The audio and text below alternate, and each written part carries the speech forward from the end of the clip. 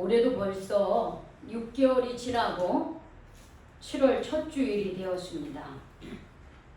오늘 여러분들이 앞에 여기 뭐라고 써 있어요? 같이 한번 읽어볼까? 시작! 맥주 감사 예배. 그래요. 맥주 감사 예배. 이게 무슨 말입니까? 쌀 고기를 네.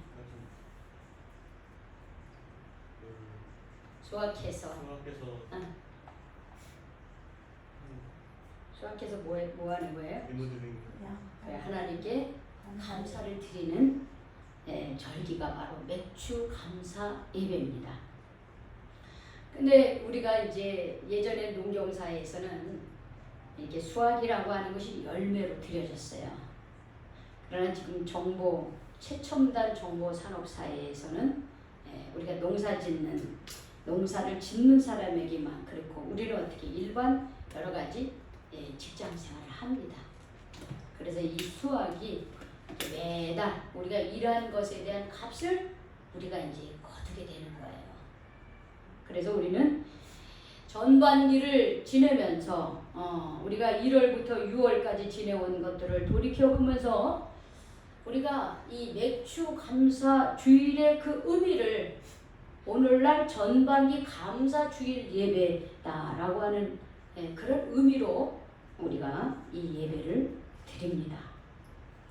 오늘 본문을 통해서 우리가 그러면 어떤 마음으로 맥주 감사 주일을 지킬 것인가 하는 것을 잘 깨달아서 저와 여러분 모두가 늘 우리의 삶에 감사가 풍성히 넘치시기를 주님의 이름으로 축원합니다. 아멘. 아멘. 자, 그러면은 오늘 이 골로새서는 누가 썼느냐면 사도 바울이라고 하는 분이 AD 62년경에 본인은 로마라고 하는 곳에 구금되어 있어요. 감옥에 갇혀 있습니다. 자유롭지 못한 상황이었어요.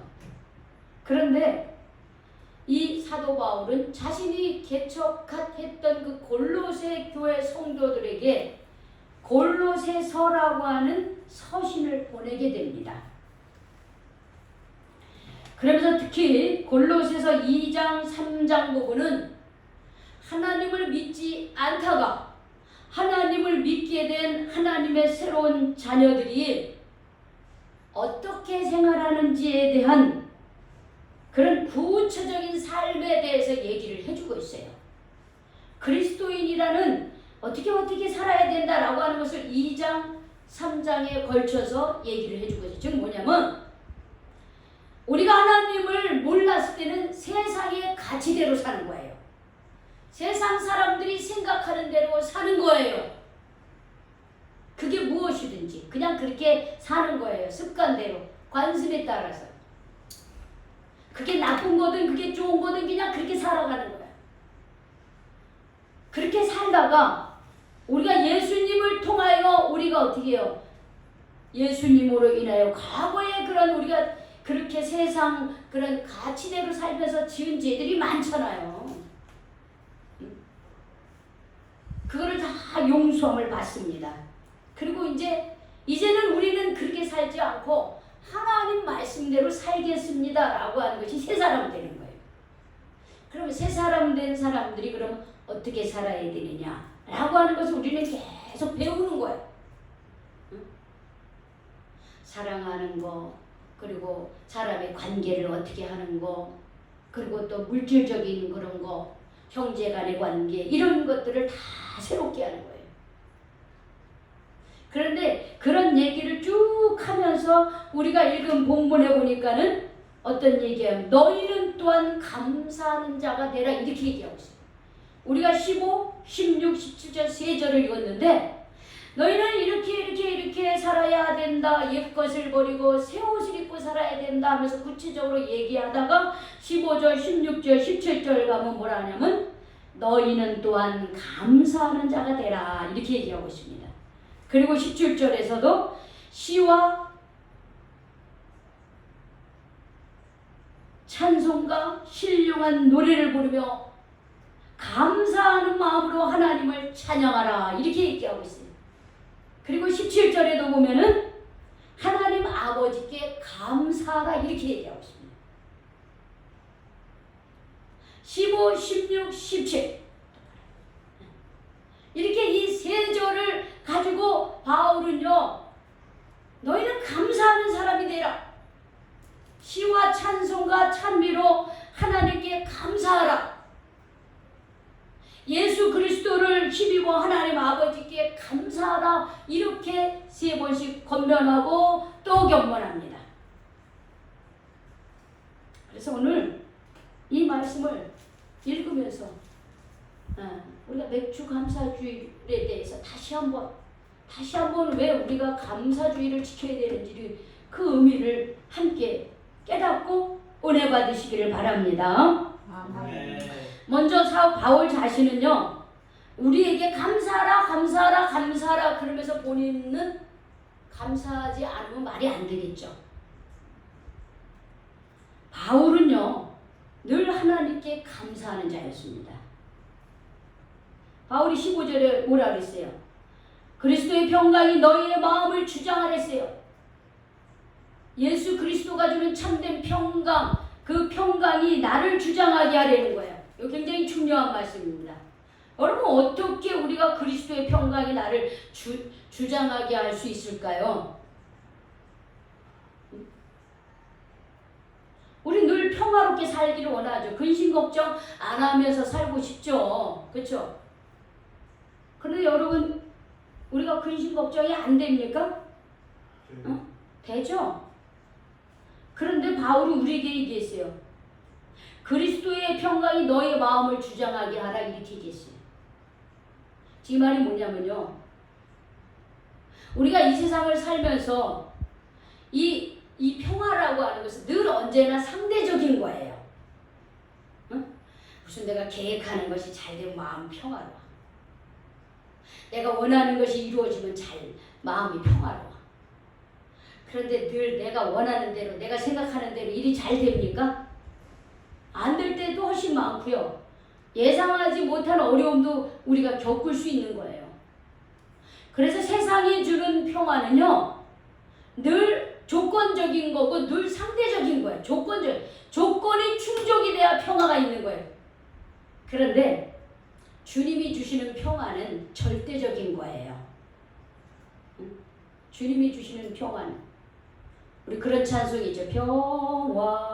평화로다 하늘 위에서 내려오네. 그 사랑의 물결이 영원토록 내 영혼을 덮으소서 그랬잖아요. 왜 예수님이 주는 평화는 절대적인 평화일까요? 예수님이 나를 어떻게 해요? 죽기까지 사랑함으로써 내가 누구의 자녀가 된 거예요? 하나님의 자녀가 됐어요. 내가 어떠한 죄를 지었든지 예수님이 나를 대신하여 십자가에 못 박히심으로써 내가 죄로 인해 죽을 수밖에 없던 삶이었습니다. 그런데 예수를 믿고 죄로 인해 지옥의 삶을 살 수밖에 없는 우리들이 어떻게 해요? 죄 사함을 받고 하나님의 자녀가 되었잖아요. 그래서 우리가 어떠한 일이 있든지 어떤 상황이 있든 이미 우리는 죽었던 사람들이에요. 이미 죽었었어요. 그런데 우리는 예수 그리스도로 인해 다시 살았어요. 우리 지난 금요일 날 우리 그 축구 전도를 했습니다. 우리 19명이 와가지고 아주 성황리에 아주 전도가 잘 마쳤어요.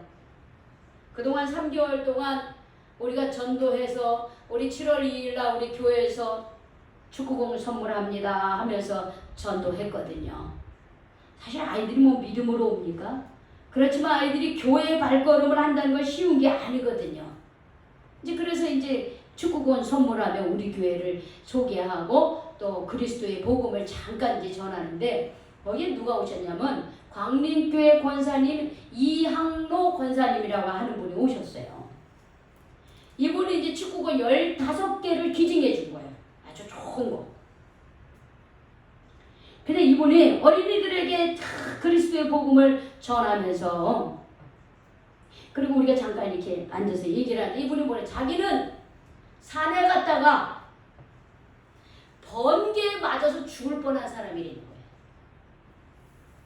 번개 자기 우산을 들고 가는데 그 번개가 그 우산에 그냥 내리 찌른 거예요.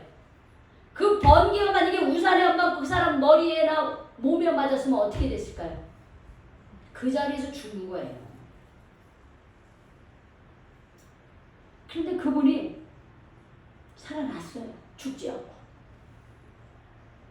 그러면서 이분이 이렇게 죽다가 살아난 사람인데 그걸 경험하고 나니까 이 세상에 있는 것이 아무것도 아니라는 걸 깨닫고 야, 내가 해야 할 일이 뭐냐면 많은 어린이들에게 복음을 증거하게 해야 되겠다. 그런 마음을 가졌다는 거예요. 그러면서 교회마다 어려운 교회마다 가면서 축구공을 선물하면서 어린이들에게 복음을 증거하는 거예요. 이분은 자기가 예수 그리스도로 인해서 죽었다가 다시 살아났고 번개에 맞아서 죽을 뻔했는데도 하나님이 아직도 사명이 있어서 살려주니까 너무나 감사해. 그분의 마음속에 늘 평화가 있는 거예요.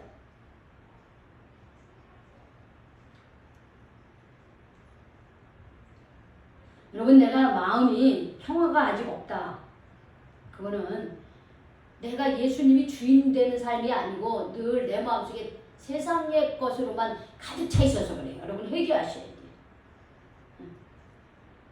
내가 내 마음속에 평화가 제대로 없어. 그거 뭐냐면 너무 못하게 내가 주님을 믿는다고 하면서도 주님을 붙들지 못하고 어떻게 해요? 자꾸 세상 염려에 내가 갇혀 있는 거예요. 그럴 때 우리는 회개해야 되는 거예요. 주님 용서해 주세요.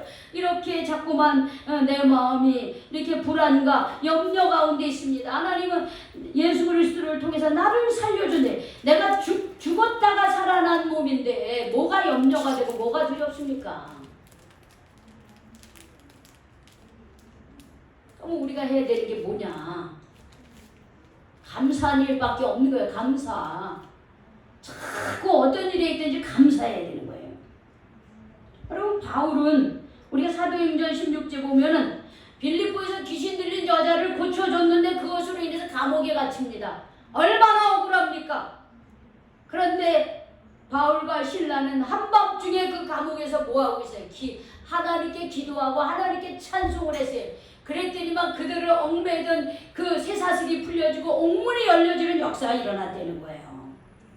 여러분, 감사는요, 우리의 삶을 감옥처럼 만드는 그 문제들이 풀려지는 역사가 일어납니다. 그런 일이 일어나는 거예요.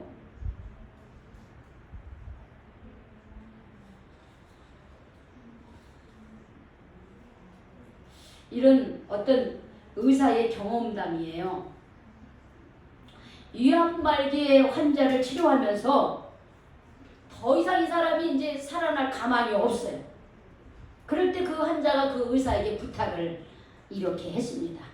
무슨 부탁을 했냐면 그 의사가 이제 온누리교회, 지금은 이제 돌아가셨어요. 그런데 그 돌아가신 그 하영조 목사님이 이제 그때 이제 돌아가시기 전이죠. 근데 뭐라냐면 하영조 목사님한테 기도를 받고 싶다. 왜냐면 하영조 목사님들이 이렇게 막 암을 여러 번 이제 고치시고 또 재발되고 계속 그러다가 이제 결국 돌아가셨거든요. 그러니까 그분도 암이 걸렸으니까 나는 그분한테 기도를 받고 싶다 이제 그런 거예요. 그래서 이제 이 의사가 이 한 목사님한테 부탁을 합니다. 우리 여기 위암말기 환자가 있는데 목사님한테 꼭 기도받고 싶다 그래요. 그러니까 이제 한 목사님이 그 환자를 방문합니다. 근데 이 의사 선생님이 우리 담임 목사님은 이 한 목사님은 어떻게 기도하실까 궁금했다는 거예요. 그런데 한 목사님이 오셔가지고 환자에게 다가오려 그 배에다가 손을 얹으시고 기도하는데 어떤 기도를 하느냐? 찬양하라 내 영혼아, 찬양하라 내 영혼아, 내 속에 있는 것들아 다 찬양하라. 감사라 내 영혼아, 감사라 내 영혼아, 내 속에 있는 것들아 다 감사하라. 기뻐하라 내 영혼아, 기뻐하라 내 영혼아, 내 속에 있는 것 것들아 다 기뻐하라. 그리고 찬양을 하시더래요. 한 목사님이 와가지고 이암 말기에 있는 사람을 예수 그리스도의 이름으로 깨끗이 고쳐주시옵소서 이런 기대를 했는데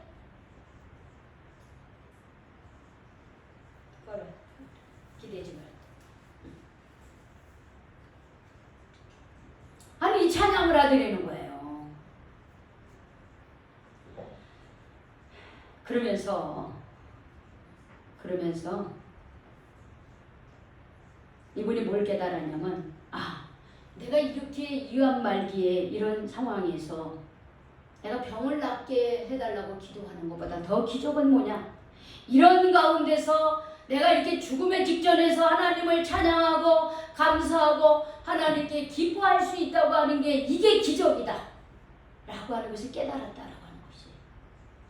이암 말기에서 오늘 내일 죽어가는데 뭐가 감사하고 뭐가 찬양하고 그렇게 되겠어요. 그런데도 그렇게 한다는 거예요. 그게 기적이라는 거예요. 물론 나으면 더 좋겠죠. 나을 수도 있어요. 그런데 그런 가운데서도 어떻게 해요? 하나님께 찬양할 수 있는 거, 하나님께 감사할 수 있는 거, 그게 진정한 감사고 그것이 진정한 기적이라고 하는 거예요. 그럼 지난 6개월 동안 살아오면서 나에게 감사한 게 뭐가 있을까요? 어떻게 감사합니까? 여러분, 우리가 감사할 수 있는 조건이 있어서 감사한 것도 감사하지만은 그럼에도 불구하고 감사할 수 있어야 되는 거예요. 복음을 증거하면서 귀신 들린 여자를 고쳐주고 병을 고쳐줬음에도 불구하고 감옥에 갇혔어요. 감사할 수 있습니까? 그런데 그곳에서도 기도하며 찬양을 하는 거예요. 이게 진정한 감사고, 이런 기도를 할 때, 이런 감사를 할 때 하나님은 바울과 신라를 얽매였던 것을 다 풀어주는 거예요. 우리의 삶의 불평, 불만으로 가득 찰 수밖에 없고 하나님을 원망할 수밖에 없는 상황 속에서도 우리가 그럼에도 불구하고 하나님이 나를 여기까지 인도하신 것에 대해서 감사할 수 있다면, 그리고 이보다 더 큰 감사가 어디 있겠어요? 이보다 더 큰 기적이 어디 있겠습니까?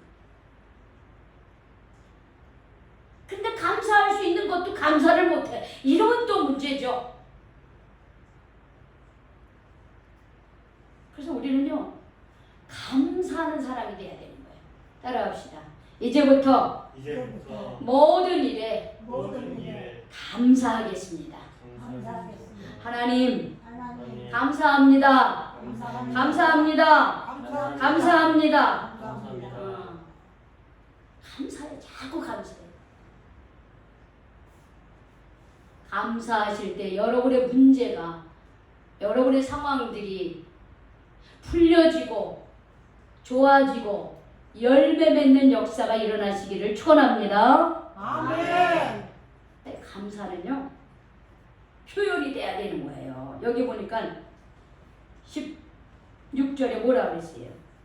시와 찬송가 신령한 노래를 부르고 감사하는 마음으로 하나님을 찬양하라 그랬어요. 여러분, 감사는 마음속에만 있으면 안 되는 거예요. 감사는요, 우리의 입술로 표현이 돼야 되고요. 그 다음에 어떻게 해요? 우리가 하나님 앞에 물질로 표현을 하고요. 예물로 표현이 돼야 되는 거예요.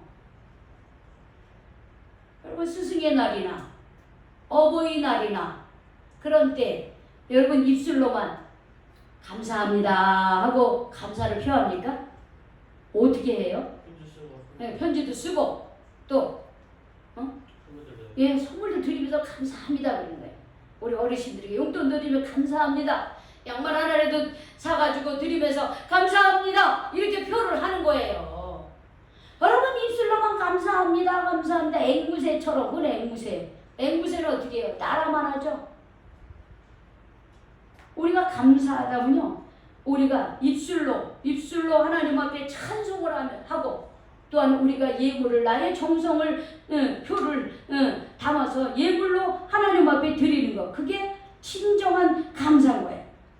그래서 출애굽기 23장에 보면 이스라엘이 지켜야 될 3가지 절기가 있었는데 그게 뭐냐? 바로 유월절, 그 그들이 했던 그날을 기념하는 그게 이제 광복절이에요. 우리나라는 6월절, 그 다음에 맥추감사절, 그 다음에 추수감사절, 전반기에 거둔 거 감사, 마지막 가을에 거둔 거 감사, 이 세 가지 절기를 지켰어요. 근데 이 세 가지 절기를 지킬 때에 모든 사람은 하나님 앞에 나올 때 절대로 빈손으로 나오지 말라 그랬습니다. 하나님 앞에 우리를 저 애국 땅에서 구원해 주셔서 감사합니다 하면서 감사 예물을 드리고, 전반기에 이렇게 밀과 보리를 거두게 해주셔서 감사합니다 하고, 마지막으로 어떻게 해요? 마지막 가을 거지를 해서 감사합니다 하고서 감사하게 했어요. 그럼 왜 그렇게 했느냐?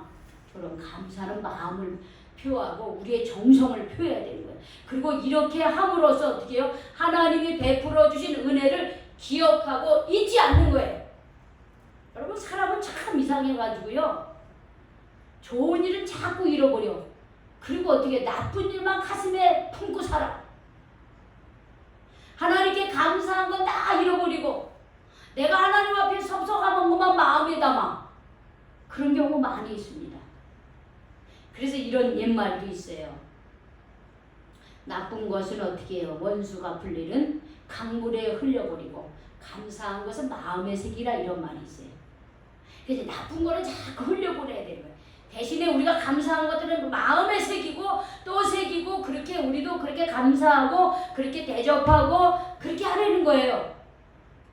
우리 하나님께서 자꾸 맥주감사주일 지키고 추수감사주일 지키고 그러면서 빈손으로 오지 말라라고 하는 것은 어떻게 해요? 그런 감사를 표함으로써 하나님 앞에 어떻게 해요? 받은 은혜를 기억하고 그것을 하나님 앞에 감사하는 삶이 되게 하기 위해서 그런 거예요. 다른 게 아니에요.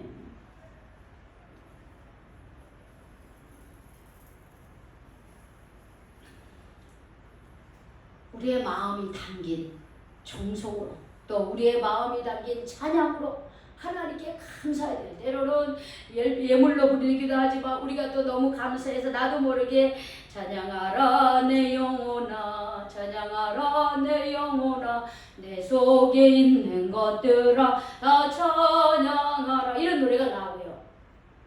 우리가 늘 마음에 감사한 게 있으며 힘들면 힘든 대로 대산을 넘어 험곡에 가도 빛 가운데로 걸어가며 주께서 항상 지키시기로 약속한 말씀 변치 않네, 이런 찬양을 하는 거예요. 그리고 혼자 홀로 있을 때 주와 같이 길 가는 거 즐거운 일 아니가, 이런 찬양을 하면요, 힘들고 어려울 때도 감사할 때도 그냥 찬양이 나오는 거예요.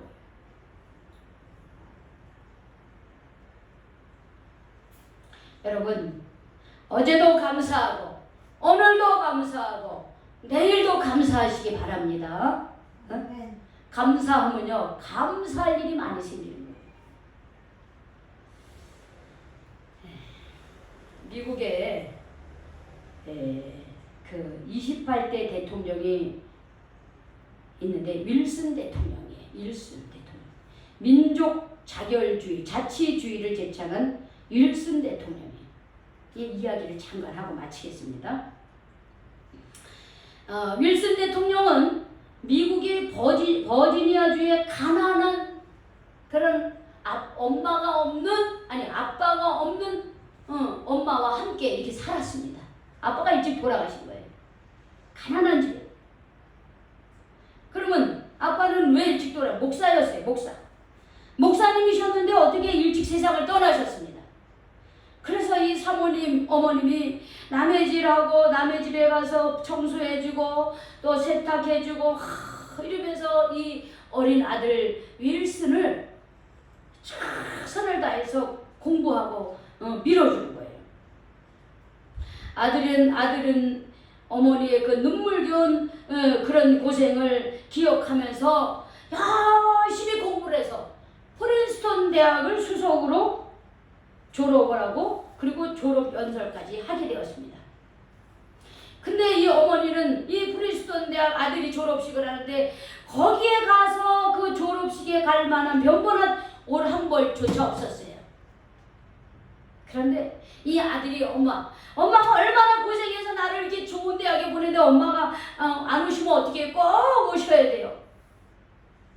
그리고 제가 졸업생을 대표해서 제가 졸업 연설까지 하게 됐는데 어머니 꼭 오세요 이렇게 얘기한 거예요. 그래서 아들의 강곡한 권유로 이 어머니가 졸업식에를 참석했지만은 옷이 변변치 않아서 야 우리 아들 저렇게 수석으로 졸업하는데 야 이 엄마가 이렇게 누추해서 어떻게 하나 하고서 저기 끄트머리 저 뒤에 앉았습니다. 엄마가. 근데 이 아들이 연설을 마치고 다음과 같이 말했습니다. 제가 대학을 졸업하게 된 것은 먼저 하나님의 보호하심과 인도하심의 결과이고 그리고 저를 가르쳐주신 교수님들의 덕택입니다. 특별히 저 때문에 고생을 하시면서 학비를 조달해 주신 어머니의 은혜입니다. 그랬어요. 그리고 저는 이 아들은 그 총장님으로부터 받은 금메달을 어머니를 불러서 세우고 어머니 목에 걸어드리면서 이런 말을 했어요. 어머니 감사합니다. 어머니의 은혜로 졸업하게 되었습니다. 이것은 제가 받을 것이 아니고 어머니께서 받으셔야 합니다. 진정한 마음으로 감사를 표하는 아들의 모습을 보고 거기에 있던 사람들이 모두 다 눈물을 흘려 박수를 했습니다. 이 젊은이는 뒤에 변호사가 되었고 모교의 프린스턴 대학의 교수가 되었고 1902년에 그 대학의 총장으로 선출이 됩니다. 그리고 8년 후에는 뉴저지 주지사가 되고 다시 2년 후에는 미국의 제28대 대통령이 되었습니다. 그가 바로 민족 자결주의를 제창한 우드로 윌슨 대통령입니다. 그 후에 그는 또 노벨 평화상을 받았습니다. 어떻게 이게 가능했을까요? 어머님이 믿음으로 키우면서 이 아들이 어머니의 노고에 감사하고 하나님께 감사하고 자기 주변에 자기를 가르친 사람들에게 감사를 하니까 이 사람은 가면 갈수록 자꾸 성장하고 성숙해지는 거예요. 여러분 작은 것에서부터 감사할 때 하나님께서 감사할 일이 많아지게 하시는 거예요. 아니 난 별로 감사할 게 없는 것 같은데 아닙니다. 여러분 감사할 게 너무너무 많아요. 오늘 우리가 이렇게 자연스럽게 우리의 두 발을 걷고 우리가 이렇게 왔다는 것 하나만으로도 우리는 감사가 넘치고 기적의 삶을 사는 겁니다. 항상 우리의 마음속에 여러분들 하나님께 감사하는 마음을 여러분 잊지 마시기 바랍니다.